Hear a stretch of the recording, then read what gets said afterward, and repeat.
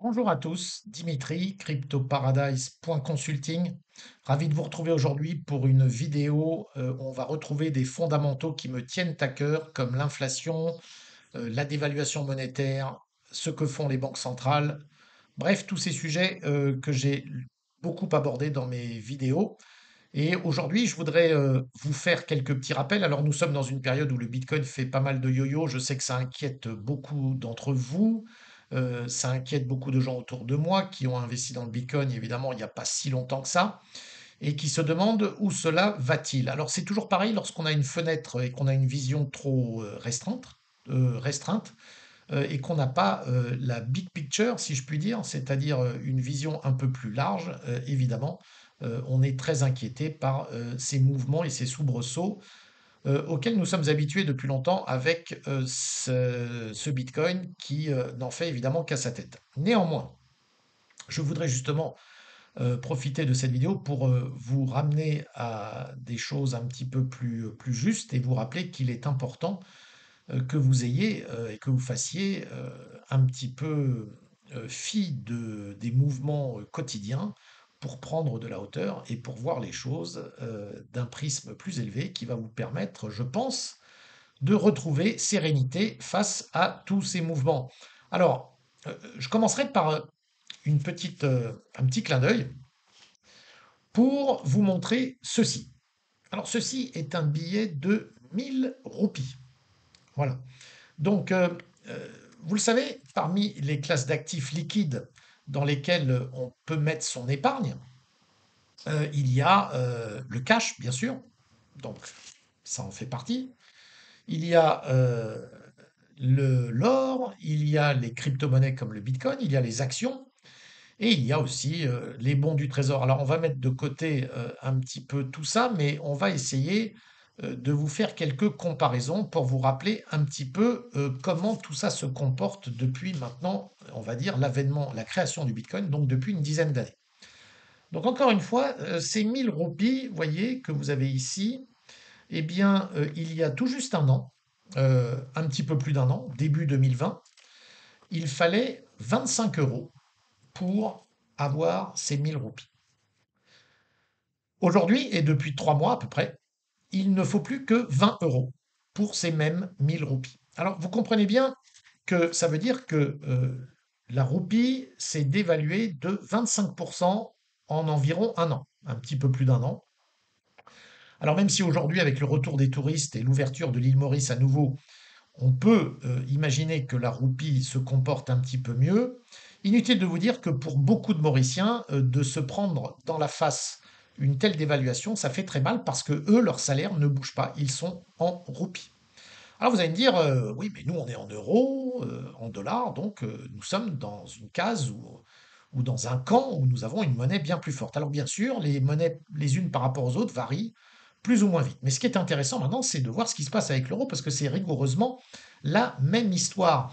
Et la plupart de ceux qui pensent qu'ils sont à l'abri parce qu'ils sont en dollars ou en euros se mettent le doigt dans l'œil jusqu'au coude. Alors, pour faire une analogie équivalente, vous l'avez compris, ces 1000 roupies aujourd'hui qui ne valent plus que 20 euros, c'est une dévaluation de 25% par rapport à l'euro. Mais regardons maintenant comment se comporte l'euro. Et pour ça, je vais vous montrer quelques petits graphiques. Alors, vous avez ici un fichier qui vous montre ce qui était 20 euros si vous aviez euh, investi, si vous aviez mis une somme de 5,18 € dans la bourse, c'est-à-dire dans le SP 500, qui est l'indice vedette américain, hein. Si vous aviez mis 5,18 € il y a une dizaine d'années, enfin il y a 10 ans d'ailleurs, tout juste, dans le SP 500, vous auriez aujourd'hui vos 20 euros et donc les fameux 1000 roupies.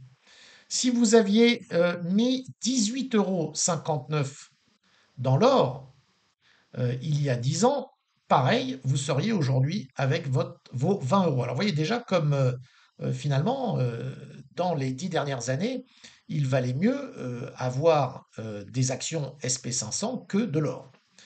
Et puis, voici la star des stars, le Bitcoin, qui là vous montre que il fallait même pas mettre un centime, c'est-à-dire un cinquième de centime sur le Bitcoin pour aujourd'hui récupérer vos 20 euros. Alors, ça revient tout cela à dire que dans ces 10 dernières années, eh bien, vos euros se sont eux aussi fortement dévalués, quel que soit l'actif que vous mettez en face. Alors c'est vrai qu'ils se sont moins dévalués par rapport à l'or que par rapport aux actions, mais ils se sont fortement dévalués par rapport aux actions, et inutile de dire que par rapport au Bitcoin, c'est juste évidemment complètement démentiel. Alors bien sûr, on va pouvoir me rétorquer que le Bitcoin, il est apparu il y a quasiment 10 ans. Bon, c'était il y a un peu plus de 10 ans, je vous le rappelle. Donc il était déjà aux alentours de quelques dollars, hein, de 4 dollars et quelques lorsqu'on était il y a 10 ans. Alors pareil, je vais vous montrer ça sur un graphique que vous voyez ici. Comme vous le voyez, c'est un graphique très intéressant qui vous montre en fait ce que vaudrait un dollar investi il y a 10 ans. Alors c'est pas il y a 10 ans, c'est il y a 12 ans là par contre. Un dollar investi dans l'or par rapport à un dollar investi dans le Bitcoin. Alors vous voyez, un dollar investi dans l'or, donc en octobre 2009, en fait c'est le 1er octobre, en octobre 2009 c'est la première date à laquelle le Bitcoin a été échangeable. Jusqu'à octobre 2009, il n'existait que comme quelque chose de complètement virtuel et n'était pas du tout échangeable contre aucune monnaie. À partir d'octobre 2009, il a été négocié sur des plateformes et donc on voit son évolution. Donc si vous aviez investi un dollar en octobre 2009 dans le Bitcoin, ben, vous auriez aujourd'hui, alors accrochez-vous bien, vous auriez 64,79 millions de dollars. Oui, oui, vous entendez bien, 64, plus de 64 millions de dollars avec un dollar investi. En revanche, au niveau de l'or, vous auriez 1,72 $. Donc oui, vous auriez gagné 70%, mais évidemment incomparable. Et puis vous avez en violet ici cette ligne qui vous montre le nombre de bitcoins par once d'or. Et vous voyez euh, que vous avez de moins en moins de bitcoins pour une once d'or. Évidemment, donc l'or s'est complètement déprécié par rapport au bitcoin au cours de toutes ces années. Alors ce qui est très intéressant sur ce site internet, c'est que vous voyez aussi ce que ça représente si vous aviez investi avant 12 ans, hein, parce que peut-être vous n'étiez pas dans le Bitcoin il y a 12 ans, ce dont je doute. Je n'y étais pas non plus, hein. Donc si vous avez investi, vous voyez, ne serait-ce qu'il y a 6 ans, d'ailleurs, vous voyez qu'à la date d'aujourd'hui, quel que soit le nombre d'années dans lesquelles vous avez investi, quoi qu'il arrive, vous êtes gagnant.